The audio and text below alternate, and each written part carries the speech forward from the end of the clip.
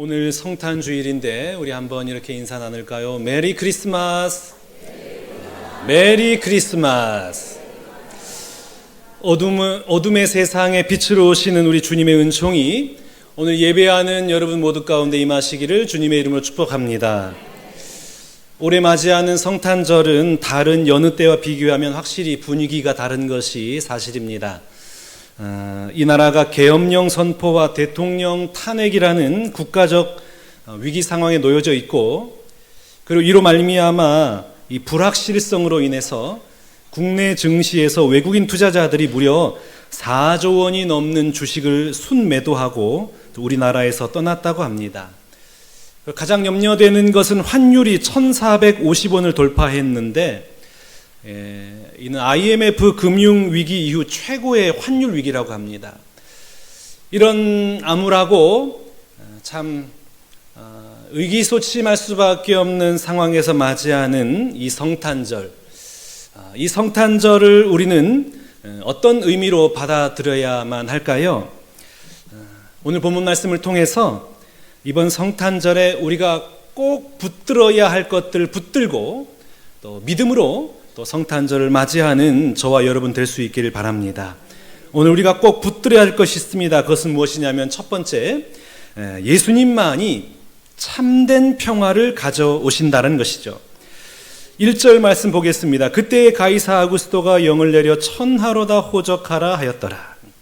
오늘 본문 말씀은 예수님께서 탄생하실 때의 배경을 설명하고 있는데, 우리의 눈에 띄는 인물 한 명이 등장합니다. 그 사람이 누군가요? 가이사 아구스토. 이 가이사 아구스토의 본명은 옥타비아누스라고 그럽니다. 이 옥타비아누스가 누구냐면 로마의 황제 카이사르, 율리어스 시저, 이 시저의 누나의 아들이에요. 복잡하죠. 그러니까 옥타비아누스 입장에서 보면 옥타비아누스 할머니의 동생이 로마 황제 시저인 거예요. 그런데 이 시저, 이 카이사르가 옥타비아누스를 자신의 아들로 입적을 해요. 그러다가 카이사르가 이제 시저가, 율리어스 시저가 공화주의자들에 의해서 시해를 당합니다. 죽임을 당하죠. 그런데 그의 유언장에 자신의 후계자로 옥타비아누스를 적어놓은 문서가 발견돼서 옥타비아누스가 이제 이 율리어스 시저의 후계자가 되는 거예요. 로마 황제의 후계자가 되는 것이죠. 자, 그런데 여러분, 그 나라 황제가 죽었어요. 그 나라가 어떻게 가만히 있겠습니까? 혼동이 찾아와요. 시저가, 그 황제가 시해를 당하자 내전이 일어납니다. 너나 할 것 없이 다 전쟁을 일으켜요. 그러니까 로마가 아주 혼동에 빠졌습니다. 그러다가 주전 31년에 옥타비아누스가 악티움 해전에서 안토니우스를 물리치고 내전이 종식이 돼요. 그리고 로마에 평화가 찾아옵니다. 옥타비아누스가 큰 공을 세운 거죠. 이에 이제 그 로마 원로원이 옥타비아누스의 공을 또 높이기 위해서 새로운 호칭을 부여하게 됩니다. 그 새로운 호칭이 오늘 성경에 기록하고 있는 아구스토예요. 아구스토. 이 아구스토가 무슨 뜻일까요? 이 아구스토는 신의 현현, 하나님의 아들, 구속자, 하나님의 평화, 평화의 왕, 구세주, 이런 뜻이에요. 그러니까 이때부터 로마의 황제는 그냥 황제가 아니라 신의 위치에 올라선 거예요. 이때부터 황제 숭배가 이제 시작된 것이죠. 자, 신의 자리로 옮겨간 이 아구스토가 무엇을 명령합니까? 호적을 명령해요. 호적해라. 왜 호적하라고 하냐면 이 호적의 목적은 세수 확장이에요. 세금을 더 많이 들이기 위해서 다 호적해라. 얼마만큼의 사람들인지, 식민지의 사람들이 얼마나 많이 있는지 그들을 파악하고, 그래서 그들로 하여금 세금을 걷는 거예요. 이 세금을 많이 걷는 이유는 로마가 우리가 알다시피 엄청난 이 도로 이들을 건설을 하잖아요. 도로를 건설하고 그리고 왕족과 귀족들의 사치스러운 생활들을 유지하고 그리고 엄청난 규모의 그 막강한 군대를 유지하기 위해서는 천문학적인 재정이 필요했는데 이 세수를 늘리기 위해서 호적을 실시한 것입니다. 그러니까 여러분, 신의 위치에 있는 이 황제가 호적하라 했으니까 누가 그걸 거부하겠어요? 모든 사람들이 다 호적을 하러 자기 고향으로 간 겁니다. 거기에 이 명령에 따라서 요셉과 마리아도 호적을 하러 고향으로 이제 올라가게 된 것이죠. 그런데 여러분, 왜 예수님 탄생 이야기에 로마 황제를 등장시켰을까요? 이때는 팍스 로마나 시대입니다. 이 팍스 로마나가 어떤 뜻이냐면 모든 평화는 로마로부터 온다는 거예요. 이 땅의 모든 평화는 로마에 의해서만 주어진다라는 것이에요. 이때 주어진 이 평화는 무엇에 의한 평화입니까? 세상의 힘과 권력에 의한 평화예요. 황제의 강압과 무력의 통치를 통해서 유지되고 있는 평화, 그 평화예요. 그래서 이때 당시에 모든 사람들은 무슨 생각을 했을까요? 내가 로마의 편에 서기만 하면 나는 평화를 누릴 수 있을 것이다. 그래서 무슨 수단과 방법을 동원해서라도 로마와 같은 편에 서기를 원했어요. 로마와 가깝게 지내는 것이 곧 나의 평화고 나의 안전이고 나의 행복을 보장하는 유일한 길이었습니다. 그러니까 로마와 자꾸만 가까워지려고 하는 거예요. 모든 사람들이 그 어떠한 이견도 없이 로마만이 우리에게 평화를 줄 수 있는 유일한 길이다, 이렇게 철석같이 믿고 있는 그때에 누가 등장한 거예요? 요셉과 마리아. 그것도 아주 보잘것없고 아주 미천하게 보이는 이 요셉과 마리아가 등장합니다. 이들이 얼마나 비천한 상황이었는지를 오늘 본문 7절에서는 이렇게 설명을 합니다. 첫 아들을 낳아 강보로 싸서 구유에 누였으니 이는 여관에 있을 곳이 없음이라라.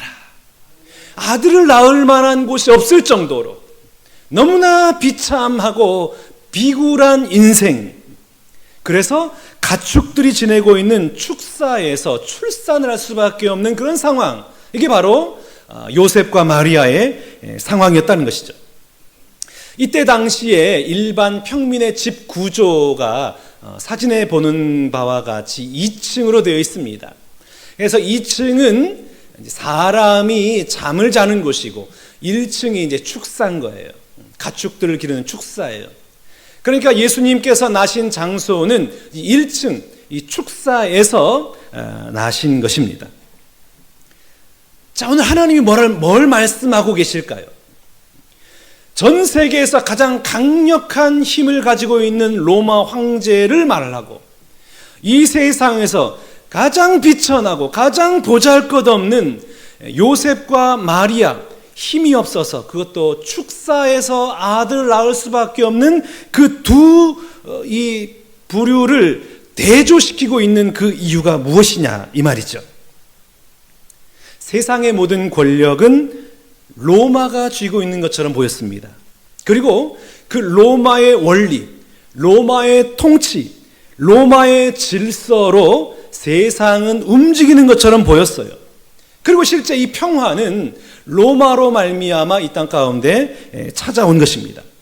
그런데 우리 하나님은 그걸 말씀하고 있는 거예요. 진정한 평화는 로마의 힘으로부터 오는 것이 아니라, 그런 강력한 군주의 힘이나 절대 권력으로부터 나오는 것이 아니라 아주 초라하고 아주 보잘것없는 모습으로 이 땅에 친히 강림하신 하나님의 아들 예수 그리스도에 의해서만, 하나님의 방식으로만 진정한 평화는 찾아오게 되는 것을 우리에게 말씀을 하고 있습니다. 하나님의 방식으로만 찾아온다는 거예요. 그 하나님의 방식이 무엇이에요? 빌립보서 2장 6절에서 8절 말씀 봐보겠습니다. 우리 한 목소리로 같이 읽겠습니다. 시작.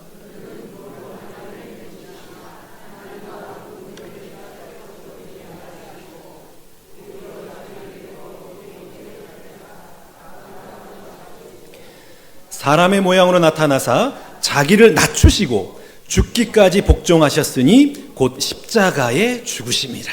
아멘. 진정한 평화는 어떻게 오는 것이냐?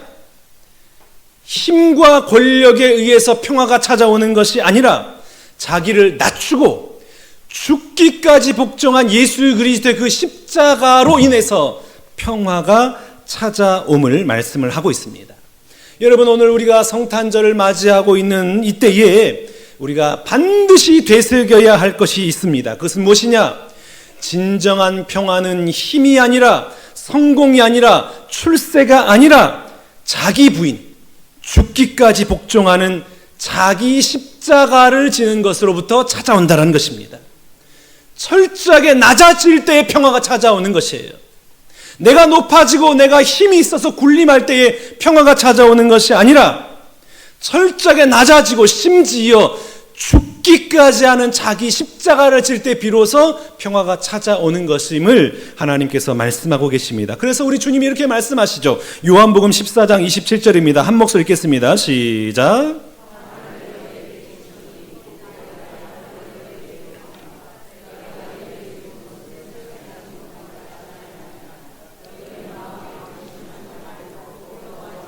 아멘. 우리 주님이 평안함을 주신대요. 그런데 그 평안함은 세상이 주는 것과 다르대요.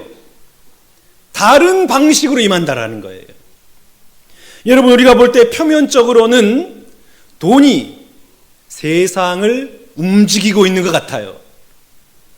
나의 지식과 나의 스펙이, 나의 능력이 이 세상을 쥐락펴락할 수 있을 것 같아요.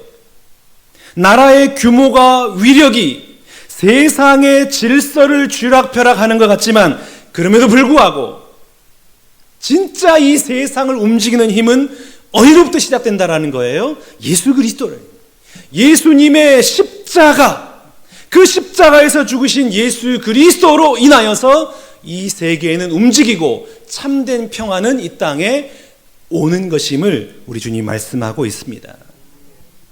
여러분, 사탄 마귀는 돈만 있으면, 성공하면 너도 행복할 것이라고 수백 년, 수천 년 동안 인류를 속여왔어요. 그래서 그 말을 듣고 너나 할 것 없이 모두 다 전사가 돼가지고 수단과 방법을 가리지 않고 피 흘리기까지 싸우면서 막 돈을 벌어요. 내가 돈을 벌어야 된다. 내가 부자가 돼야 된다. 내가 성공해야 된다. 내가 출세해야 된다. 수백 년, 수천 년 동안 사람들이 속아서 그걸 추종하고 지금도 그걸 추종하고 따라가고 있는 사람들이 대다수입니다. 사탄이 우리를 향하여 자꾸만 부추겨요. 너도 주인공이 될 수 있다. 이 세상의 진짜 주인공이 될 수 있다. 내가 뭐가 부족하다고 참고 있느냐? 참지 말고 들이받아라. 소리 질러라. 분노를 표출하고 너의 원하는 것을 쟁취해라. 그래야 네가 인정을 받는 것이고, 그래야 너의 자존심과 너의 체면과 너의 위신이 세워진다. 자꾸만 우리로 하여금 이렇게 충동질한다 이 말이에요. 그러나 오늘 하나님은 뭐라고 말씀하시냐면 너를 부인하고 자기 십자가를 지라고 말씀하십니다. 그것만이 참된 평화를 이 땅 가운데 정착시키는 유일한 방법임을 하나님이 말씀하고 계십니다. 여러분, 진정한 평화는 내가 지배하고 내가 다스리고 내가 권력을 누려서 억누르는 것이 아니라 내 어떤 소유로, 어떤 능력으로 내가 만족하기 때문에 평화가 임하는 것이 아니라 내가 오직 죄인인 것을, 내가 얼마나 악한 자임을, 내가 부족하고 연약한 자임을 인정하고 그 자리에서 십자가 지는 적용을 할 때에 참된 평화는 임하게 되는 것입니다. 그러니 여러분, 우리가 이 성탄절 맞이할 때에 자꾸만 이기고 또 이기려고 노력할 것이 아니라 우리 주님 따라 십자가 지는 적용을 하며 위로부터 내려오는 세상에 알 수도 없고 줄 수도 없는 그 참된 평안과 평화가 여러분의 가정과 모든 삶의 현장에 임하시기를 주님의 이름으로 축복합니다. 두 번째, 우리가 반드시 기억해야 될 것이 있습니다. 그것은 무엇이냐면 여전히 하나님은 나와 함께 하신다는 사실입니다. 지금도 하나님은 나와 함께 하신다는 사실이에요. 오늘 본문 3절에서 5절까지 말씀을 같이 한번 읽겠습니다. 시작.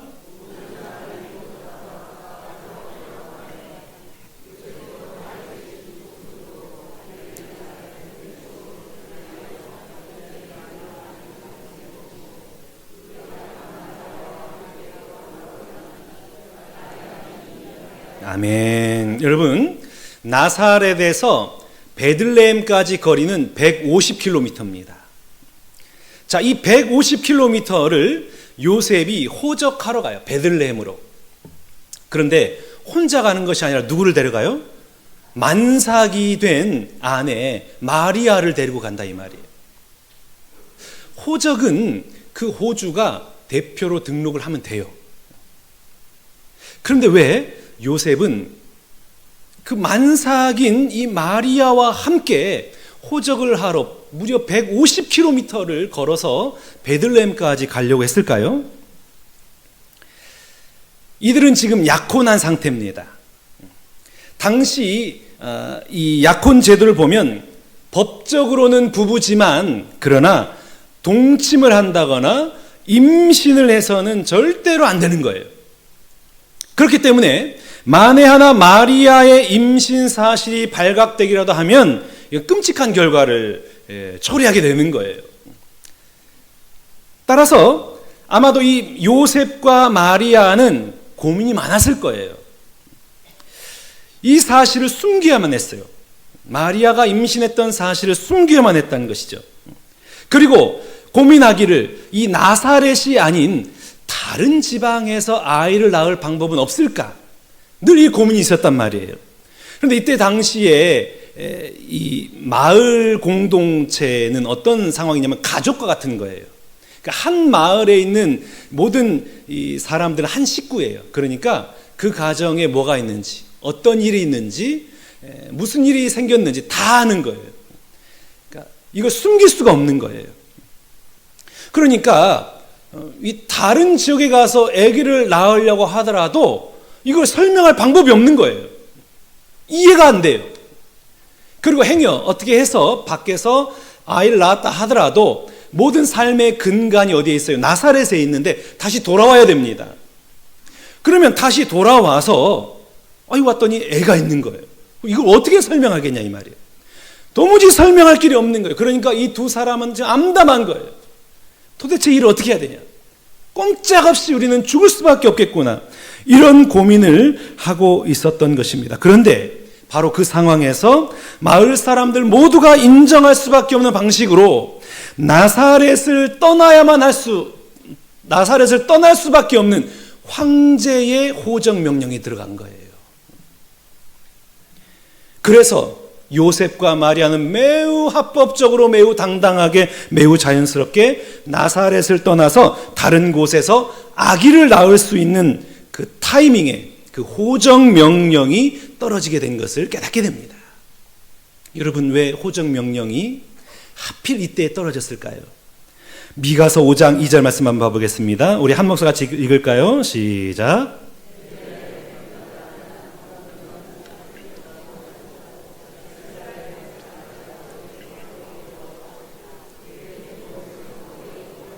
아멘. 이 말씀은 선지자 미가를 통해 메시아가 오실 것을 예언한 650년 전의 말씀입니다. 그러니까 모든 이스라엘 사람들은 메시아가 어디에서 탄생한다고요? 베들레헴에서 탄생하네요. 베들레헴에서 탄생하기 때문에 하나님은 이 말씀을 이루기 위해서 이 요셉과 마리아를 베들레헴으로 보내기 위해서 호적이라는 그 황제의 호적이라는 것을 이용해 가지고 요셉과 마리아가 베들레헴으로 갈 수 있는 그런 길을 열어주신 것입니다. 여러분, 우리 하나님께서는 가장 강력한 힘과 권력을 가지고 있는 이 절대 존엄인 황제 가이사 아구스토의 호적 명령을 통해서 이 땅을 통치하시고 온 우주 만물을 다스리시고 만왕의 왕이신 예수님이 나사렛이 아니라 베들레헴에서 태어나게 하시도록 지금 황제를 사용하고 있는 거예요. 가이사 아구스도 입장에서는 어떤 입장입니까? 나는 로마의 세금 수입을 확장시키기 위해서 호정명을 내렸어요. 그런데 자신의 의도와는 아무런 상관없이 이 땅에서 하나님의 약속의 성취가 이루어지는 도구로 지금 가이사 아구스도가 사용되고 있는 것입니다. 하나님은 이러한 방식으로 놀라운 일들을 이루어 나가시는 거예요. 그러니까 가이사 아구스도, 온 천하를 호령하는, 모든 천하가 내 것이라고 생각했던 이 가이사 아구스도는 결국에는 만왕의 왕이신 예수님을 베들레헴의 외양간의 구유로 안내하는 역할에 불과했다는 거예요. 그는 황제가 아니에요. 진짜 왕이신 예수님을 태어나게 하기 위한 하나의 도구에 불과했다는 사실입니다. 여러분, 우리가 요셉과 마리아의 빙의에 보면 그들의 마음이 얼마나 혼동스러웠을까를 충분히 짐작하게 됩니다. 내가 결혼할 여자가 결혼하기 전에 이미 남의 애를 가지고 있는 거예요. 그런데 그 애가 하나님의 아들이라는 거예요. 내가 아무리 생각을 해도 나의 지식과 나의 경험과 나의 모든 믿음을 동원해서라도 이것은 이해가 되지 않는 일이에요. 받아들일 수가 없어요. 분노할 일인 거예요. 그냥 속이 막 뒤집어지는 거죠. 어떻게 결혼도 안 한 여자가 임신을 했는데 그것도 그 아이가 하나님의 아들이다라고 말할 수가 있는가? 이건 너무나 참을 수 없는 일이에요. 그런데 요셉은 이걸 믿음으로 받아들이죠. 요셉이 믿음이 좋아서 믿음으로 받아들인 게 아니에요. 어쩔 수 없어서 믿음으로 받아들인 것입니다. 그러니까 내가 믿고 싶어서 믿은 것이 아니라 믿을 수밖에 없는 상황이 펼쳐진 거예요. 그래서 그 상황 가운데 나는 이끌려갈 뿐인 것입니다. 자, 이때부터 사람들의 눈치를 보기 시작하는 거예요. 행여나 옆집 우리 김씨 아저씨가 눈치는 채지 않을까? 막 가슴 졸이면서 막 불안에 떨고 있는 거예요. 그런데 마침 호정 명령에 따라서 마을을 떠날 수가 있게 되었어요. 그런데 그 길이 150km를 걸어가야 돼요. 누구와 함께? 만삭이 된 아내와 함께.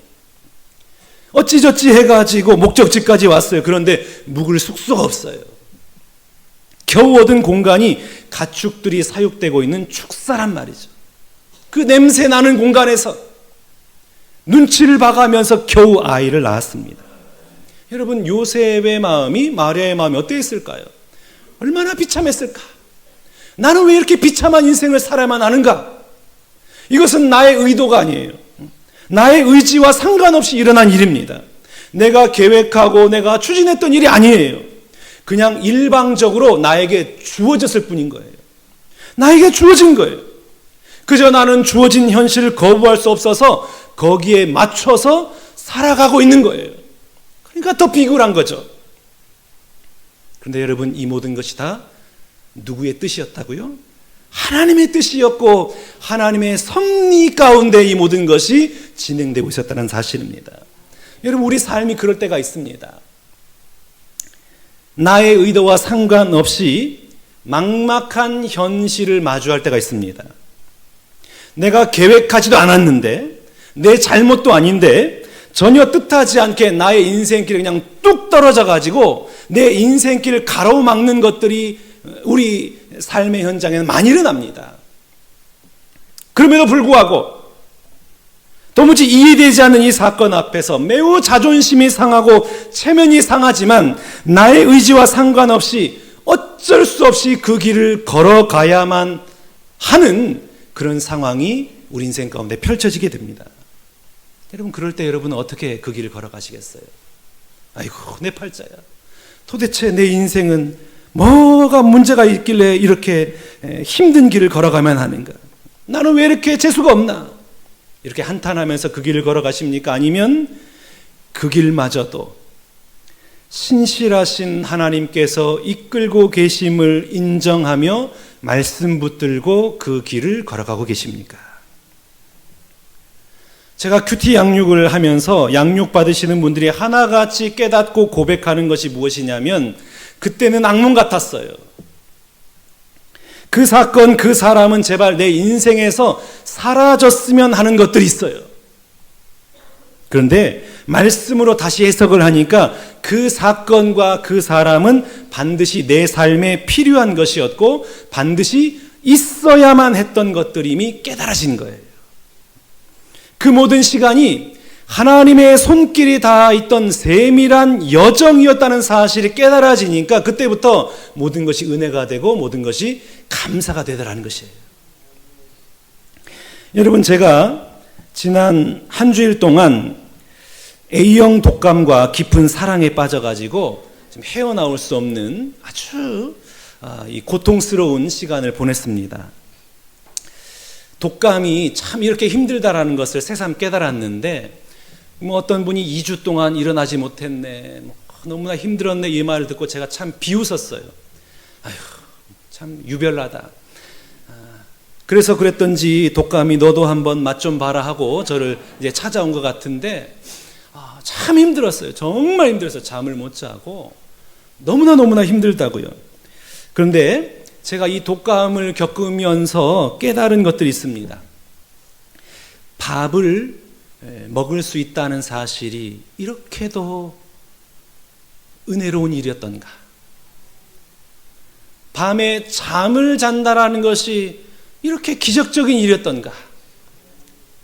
매주 제가 그냥 어떻게 그냥 머리를 쥐어 짜면서 막 설교 원고를 작성하고 설교를 하고 이 찬양하는 것들이 기적 중에 기적이었다라는 것이 깨달아지는 거예요. 그걸 내 의지대로 내가 하고 싶다고 하는 것이 아니었다라는 것을 제가 깨닫게 되었어요. 믿음의 동료들과 자유롭게 대화를 하고 사랑의 인사를 나눈다는 것이 진짜 하나님의 큰 은혜임을 제가 깨닫게 되었어요. 지금껏 제가 경험하는 모든 일상들이 그냥 주어진 일상이 아니라 이건 특별한 하나님의 은혜를 받은 자들에게만 주어지는 특별한 이 권리라는 것을 제가 깨닫게 되었어요. 그리고 제가 참 감사가 되었습니다. 어디 독감뿐이던가요? 제가 과거에 경험했던 수많은 아픈 이야기, 지우고 싶은 수많은 사건들, 너무나 힘들고 너무나 고통스럽고 너무나 염려가 되고 아파서 다시는 이런 사건을 내가 경험하지 않아야겠다고 다짐하면서도 그곳에서 주어지는 깨달음이 있었어요.